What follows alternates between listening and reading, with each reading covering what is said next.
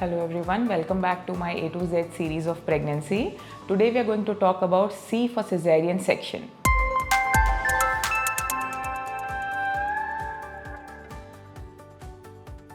Hi, I am Dr. Juhi Bhalotia, consultant obstetrician and gynecologist at United Super Speciality Hospital, Gondia. Today we are going to talk about cesarean section. Cesarean section आजकल के लिए एक बहुत ही normal सा day to day routine procedure हो चुका है. cesarean सेक्शन एक ऐसा माध्यम है डिलीवरी करने का जिसमें हम एब्डोमिनल लेयर्स को कट करते हैं, उनको इंसाइज कर हम यूट्रस तक पहुंचते हैं, यूट्रस पे एक इंसिजन देकर बेबी को डिलीवर करते हैं.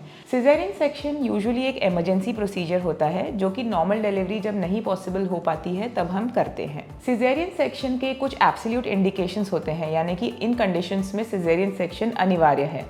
इनमें से है प्लासेंटा प्रीविया, यानी कि जब जो फूल होता है वो नीचे की तरफ होता है, प्लासेंटा कवर्स दी ऑस, सर्वाइकल ऑस. ऐसे समय में नॉर्मल डिलीवरी पॉसिबल नहीं हो पाती है. अब्रप्शियो प्लासेंटे, यानी कि जो प्लासेंटा है वो यूट्रस की वॉल को छोड़ चुका है और ब्लीडिंग कॉज कर रहा है.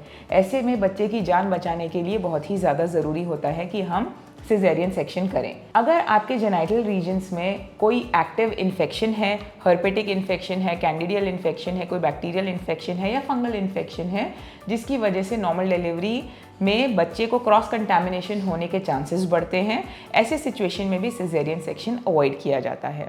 अब आजकल सिजेरियन सेक्शन का बढ़ने का कारण बहुत ही सामान्य हो चुका है. सिजेरियन सेक्शन एक कॉमन सी प्रोसीजर है, तो ये इसका कारण बढ़ने का बहुत बड़ा रीज़न है सिजेरियन सेक्शन ऑन रिक्वेस्ट. इसके अलावा repeat caesarean section in an already caesarean patient. Apart from that caesarean section कुछ कारणों में होता है जबकि फीटल डिस्ट्रेस, यानी कि बच्चे की धड़कन कम होती है, तब करने की ज़रूरत पड़ सकती है.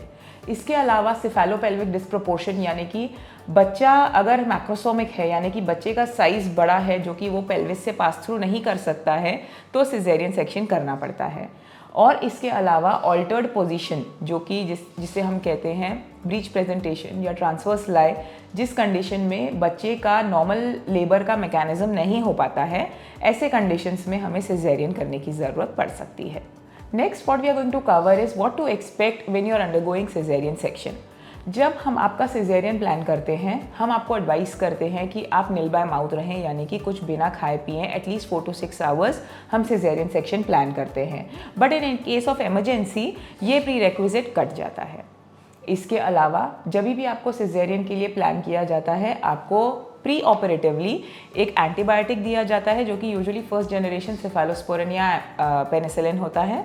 इसके अलावा आपको एंटासिड दिया जाता है और एक एंटीएमेटिक दिया जाता है, यानी कि एक एसिडिटी की दवाई और एक उल्टी की दवाई दी जाती है, जिससे कि आपको ऑपरेशन के दौरान ये सारे सिम्टम्स महसूस ना करने पड़े. इन सब के अलावा एक यूरिनरी कैथेटर को प्लेस किया जाता है, क्योंकि एनेस्थीसिया जो है यूजुअली रीजनल एनेस्थीसिया होता है, यानी कि स्पाइनल ब्लॉक दिया जाता है. ऐसे केस में आप पोस्ट ऑपरेटिवली आप इमोबाइल हो जाते हो, यानी कि आप चल फिर नहीं सकते और आपका ब्लैडर कंट्रोल नहीं रहता है. इस वजह से एक यूरिनरी कैथेटर होता है जो कि हम 8 से 10 घंटे में निकाल देते हैं.